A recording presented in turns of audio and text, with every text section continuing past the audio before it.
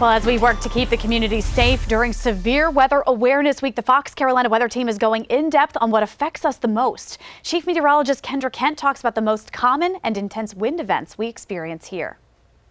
During the spring and summer, we get a lot of very strong thunderstorms. This is a scene that is quite common across our area. Trees going down because of the strong winds. And of course, tornadoes can bring down trees, but straight line winds actually much more common across our area. And microbursts are often the main culprit for those strong winds during the late spring and into the summertime. Let's talk a little bit about how microbursts form. You've probably heard that word several times because it is such a common phenomenon across our area.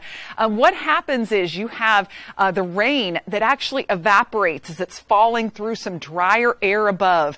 And when that happens, it cools the air. And that cool air is denser and heavier than the surrounding air. And that ends up collapsing toward the ground. So it's like a burst of wind. It goes in all different directions. So National Weather Service will go out and survey damage to determine whether it was a microburst. And if it's in a circular fashion like that, they will determine a microburst has happened. But that kind of environment really comes together during the late spring into the summer when we have those incredibly hot days, but we have pockets of drier air aloft that causes that cold air to just crash toward the surface. And usually with these, a severe thunderstorm warning is issued, and that's why it's so important to stay indoors and away from windows as these storms roll through.